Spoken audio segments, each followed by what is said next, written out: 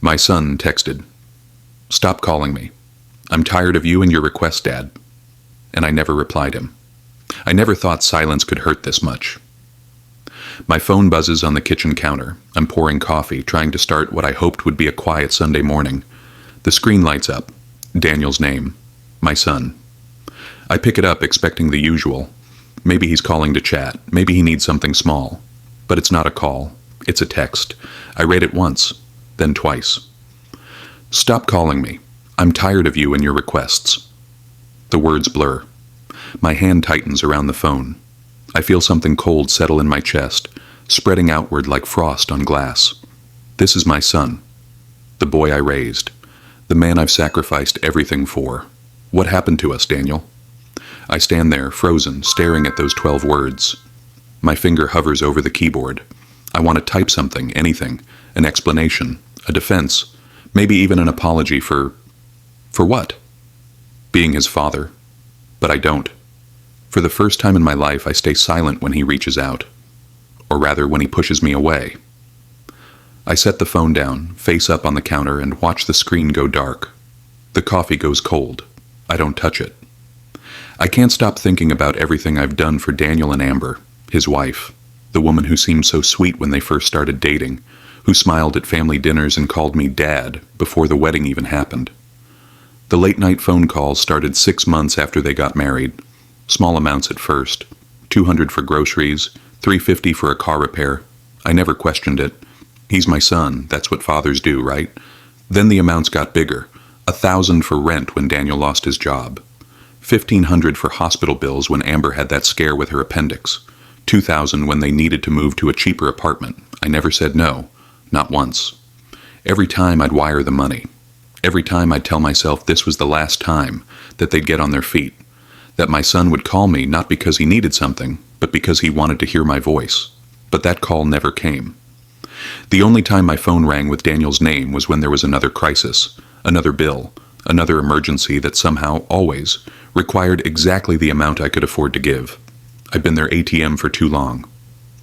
The thought hits me like a punch to the gut. That's all I am to them now. Not a father, not family. Just a source of money they can tap whenever life gets hard. And that message, that cold, cruel message, that's the final straw. This isn't the son I raised. The boy who used to run into my arms after school, who'd sit on my shoulders at the park, who told me I was his hero. Where did that boy go? I make a decision I never thought I would. A decision that feels like stepping off a cliff. No more. I won't answer his calls. I won't send money. I won't play this game anymore. My jaw sets, my hands steady. For the first time in months, maybe years, I feel something solid inside me. Something that isn't guilt or obligation or desperate love. It's resolve. Please tell me your name, the city you're watching from in the comment below, and kindly hit the subscribe button as I give you more of this story because you matter to me. The silence drags on. 1 week becomes 2. 2 becomes a month. I keep my phone on me, always, waiting. Part of me expects an apology, a message saying he was angry, that he didn't mean it, that he's sorry. But nothing comes.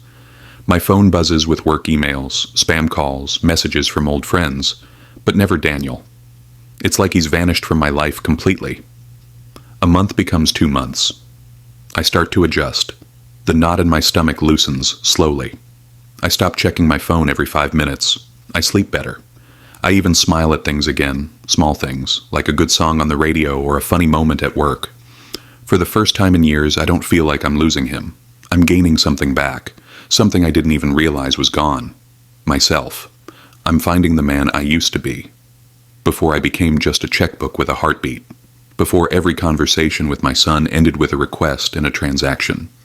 2 months becomes 3. And then, just when I start to believe I might actually be okay, everything changes. It's a Tuesday. I'm at work, sitting at my desk, reviewing some quarterly reports that are due by end of day. My phone is face down next to my keyboard. It buzzes. I glance at it without thinking, the way you do when you're expecting nothing important. Daniel's name lights up the screen. My heart drops into my stomach. The air leaves my lungs. 3 months of silence, and now this. I stare at the phone, watching it vibrate against the desk. Once, twice, 3 times. I pick it up. My hand is shaking. I hate that it's shaking. Hello? Dad? His voice sounds different, strained, desperate. Dad, we need to talk. I wait. I don't help him. For once, I make him say it. Amber and we're behind on rent. Like, really behind. We're going to get evicted if we don't come up with 2 months by Friday. I know we haven't talked. But please, we need money. Just this once. Just this once. The words echo in my head. I've heard them before. Dozens of times. They've never meant what they claim to mean. How much? I hear myself ask. 3,200. I know it's a lot, but there's no apology in this conversation, Daniel. Silence on the other end. Then, what? You text me 3 months ago. You tell me to stop calling you. You say you're tired of me and my requests, and now you call and there's no apology, no acknowledgement. Just another request for money. Dad, I was angry, okay? I was stressed and You were angry, I repeat, my voice flat, and I'm tired. What does that mean? My answer is already clear. It's been clear since the moment I saw his name on my screen. I'm done. It means I can't do this anymore, Daniel. I can't keep being the person you only call when you need money. Are you serious right now? We're about to lose our apartment. Then maybe you should have thought about that before you told me to stop calling you. The words come out harder than I intended, but I don't take them back. So that's it? His voice rises, anger bleeding through the desperation. You're really going to let us get evicted? Your own son? I'm not letting you do anything, Daniel. You made your choices. Both of you. The phone goes dead. I sit there staring at the black screen, my heart pounding in my chest. 10 missed calls flash across my screen over the next hour. Daniel. Daniel. Daniel. Each one ignored. Each one making the knot in my stomach tighter. My hands tremble slightly as I reach for my phone. I power it off completely, watching the screen go dark. I know this is the beginning of the end, the point of no return. But I still wonder, am I doing the right thing? The question haunts me through the rest of the day, through the drive home, through the dinner I can barely eat. Am I the villain here? Am I abandoning my son when he needs me most? Or am I finally setting a boundary that should have been set years ago? I don't know. I honestly don't know. The next morning, the silence is broken. My phone, back on now because I can't completely disconnect from the world, buzzes with a text. Not from Daniel this time, from Amber. I open it with a sense of dread. You've made your choice. Don't bother contacting us again. You'll regret this. What kind of father abandons his own son? You're disgusting. The words are like venom, each one designed to wound, and they do. But underneath the hurt, underneath the guilt she's trying to cultivate, I feel something else. Anger. Because I know the truth now. It was never about the money. It was never about helping them through hard times. It was about control, about keeping me on the hook, about having someone to blame when their own choices caught up with them. I hit block on Amber's number.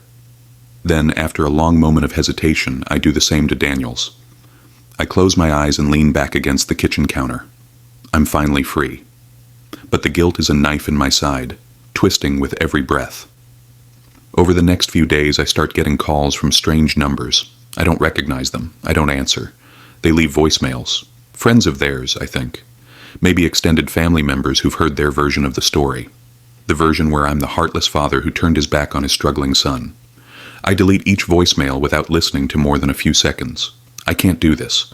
I can't defend myself to people who've already made up their minds based on lies and half-truths. One evening, I sit at my kitchen table, staring at my phone. It's face down, silent now that I've blocked the numbers that won't stop calling. I want to pick it up. I want to unblock Daniel's number and hear his voice. I want to ask him why it came to this, why he couldn't just love me without needing me. But I know what will happen if I do. The cycle will start again. He'll apologize, or not apologize, more likely.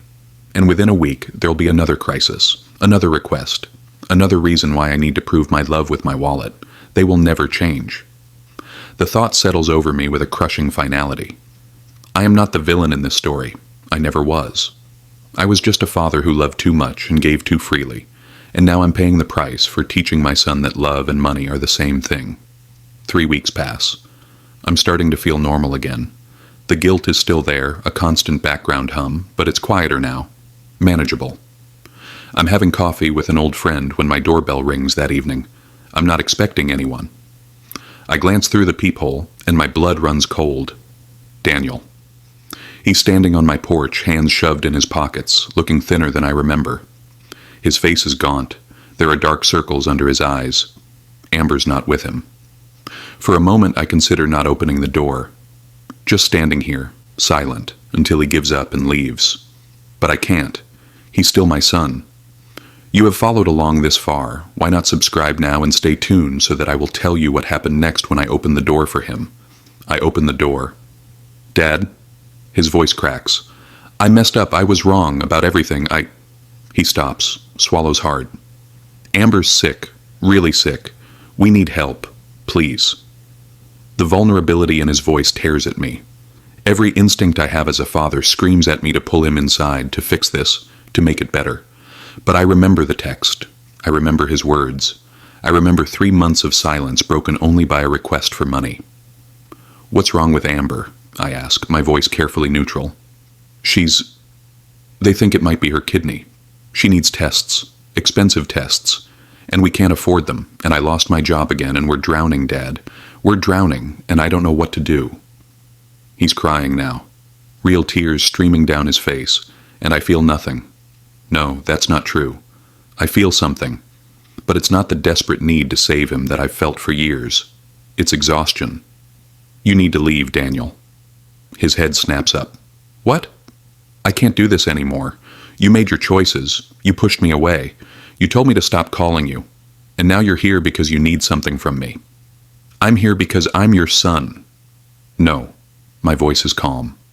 Too calm. You're here because you need money. If Amber wasn't sick, if you weren't drowning, you wouldn't be standing on my porch right now. You wouldn't have called 3 weeks ago. You wouldn't have spoken to me at all.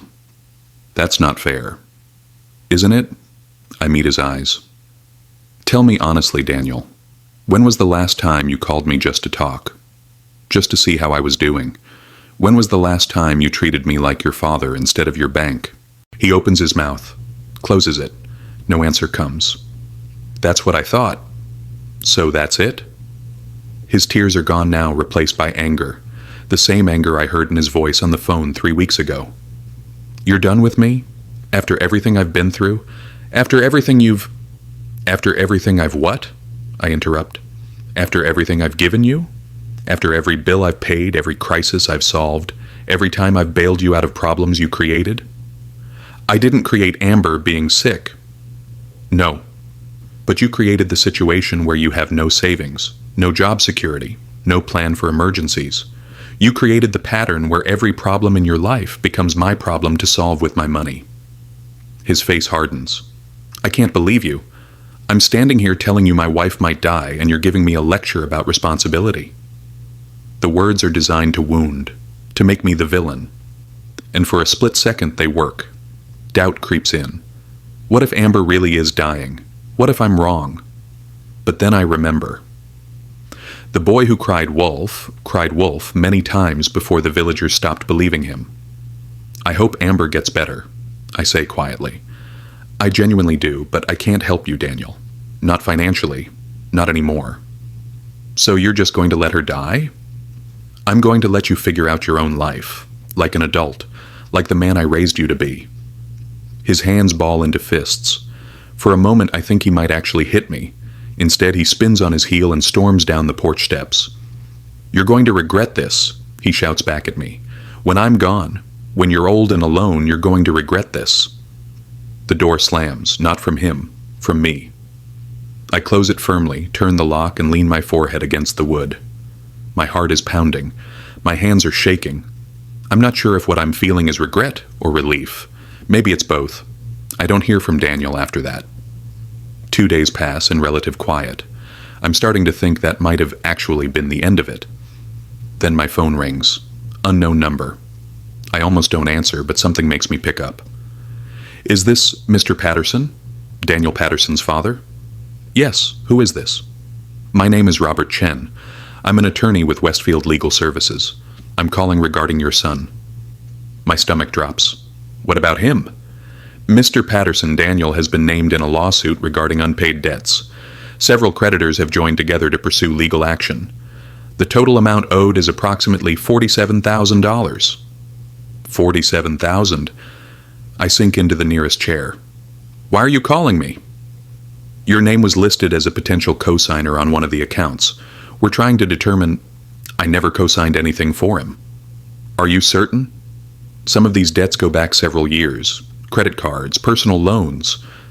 I'm certain. I've given my son money over the years, but I never cosigned for anything. A pause on the other end. I see. Well, I'll make a note of that. But Mr. Patterson, I should inform you that your son is facing serious financial and legal consequences. If these debts aren't addressed, there could be wage garnishment, asset seizure, possibly even... Thank you for calling, I interrupt. But this isn't my problem to solve. I hang up before he can respond. My hands are trembling again. $47,000. How did it get this bad? How did Daniel spiral this far without me knowing? But even as I ask the question, I know the answer, because I was always there to catch him. Every time he fell, I was there with a check and a safety net. I never let him face the real consequences of his choices. I enabled this. Not intentionally, but the result is the same, and now the bill has come due. Not for me, I made sure of that, but for him. I should feel vindicated, proven right. Instead, I just feel hollow. A week passes. I'm trying to move on with my life. I've started going to the gym again. I've reconnected with old friends I'd lost touch with during the years when every spare moment was spent worrying about Daniel. But I can't quite shake the weight in my chest. The feeling that I've failed somehow, even though I know, logically, rationally, that I did the right thing. My phone rings. Unknown number again. I almost don't answer, but I do. Dad. Daniel's voice. Different phone, probably a burner or borrowed from someone. My throat tightens. How did you... I need help. His voice is shaky, barely above a whisper. Please. I'm at the hospital. Amber collapsed. They're running tests, but they won't do the imaging without insurance or payment up front. They want $5,000, Dad. I don't have it. I don't have anything. Silence stretches between us. Part of me wants to ask questions. What happened? Why did she collapse? Is she going to be okay? But a bigger part of me, the part that's been beaten down and used up over the years, knows this is the moment of truth.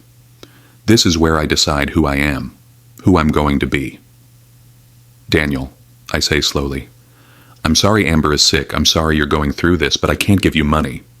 $5,000 could save her life. Then you need to find it somewhere else. Take out a loan. Call her family.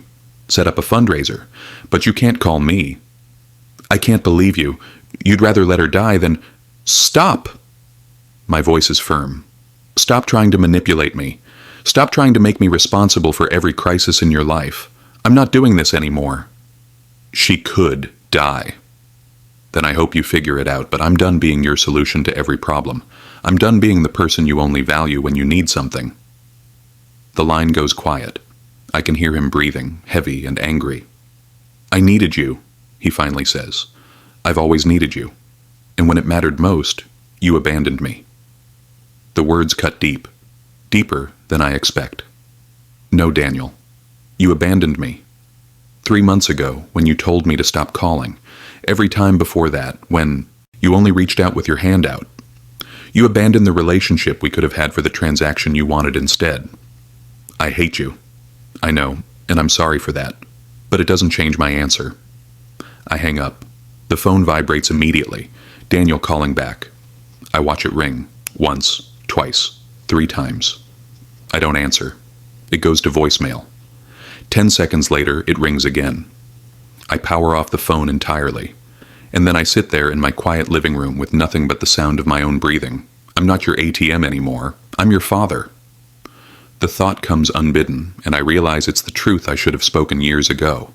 But even as I think it, I wonder if it's too late, if the damage is irreversible, if my son will ever understand that loving him and enabling him are not the same thing.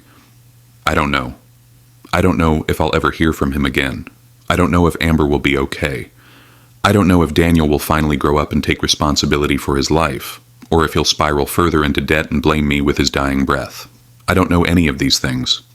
What I do know is this: I can't save someone who doesn't want to be saved. I can't force my son to be the man I raised him to be. I can't keep sacrificing myself on the altar of his poor choices. All I can do is let go. A month later, I'm having dinner with an old colleague when my phone buzzes. It's back on now. I can't hide from the world forever. A text from an unknown number. I open it, expecting spam or maybe another creditor looking for Daniel. Instead, I see a photo. Amber, in a hospital bed. Looking thin and pale but alive. Next to her, Daniel. He's holding her hand and he looks exhausted but different somehow. Older, harder. Below the photo, a message.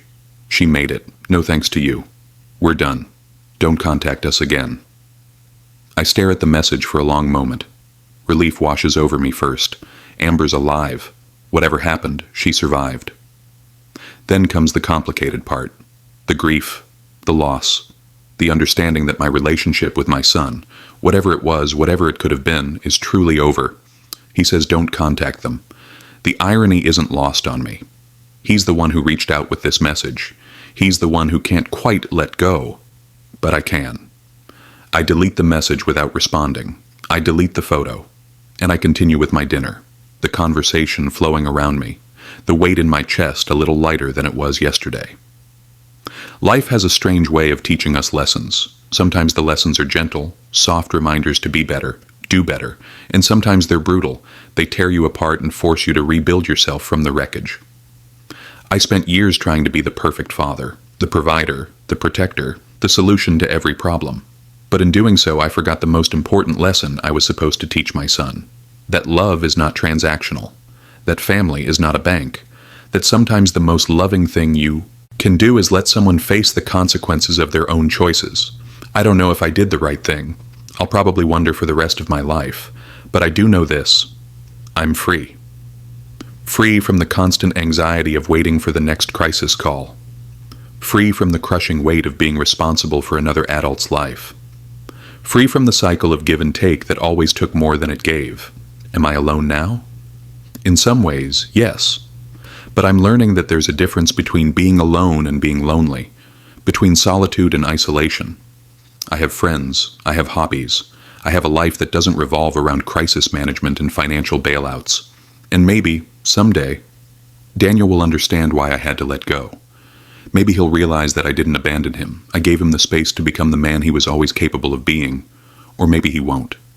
Maybe he'll spend the rest of his life resenting me, blaming me, telling anyone who'll listen about the father who turned his back when he needed him most. I've made my peace with both possibilities. 6 months have passed since that last text. I'm standing in my kitchen, the same kitchen where this all started, pouring coffee on a Sunday morning. My phone is on the counter, silent, peaceful. I think about Daniel sometimes. Wonder how he's doing. If he found a job, if Amber's health improved, if they're still together, or if the stress of everything broke them apart. But I don't reach out. And he doesn't either. The silence between us is final now, complete. And I'm okay with that, because I've learned that sometimes love means letting go. Sometimes being a good father means allowing your child to grow up, even if the process is painful for both of you. I pick up my coffee and walk to the living room window. The sun is rising, painting the sky in shades of orange and pink. It's a new day, a new chapter, and for the first time in years I'm facing it not with dread or anxiety or the weight of someone else's problems on my shoulders. I'm facing it free. The question that haunted me for months, am I doing the right thing, has finally found its answer. Yes. Not because the outcome was perfect or because everyone's happy or because there's a neat, tidy resolution, but because I chose myself. I chose my own peace. I chose to stop being a doormat and start being a man with boundaries and self-respect. That's the lesson life taught me. And it's the lesson I hope someday Daniel learns too. Life has a way of teaching us hard lessons. Sometimes it's the ones we love the most who need to learn it, and sometimes we're the ones who need to learn to let them. I take a sip of my coffee and watch the sun rise. Whatever comes next, I'll face it on my own terms. And that, finally, is enough. Thank you for watching till the end. Don't forget to subscribe now as part of your great support towards the growth of this community we're building.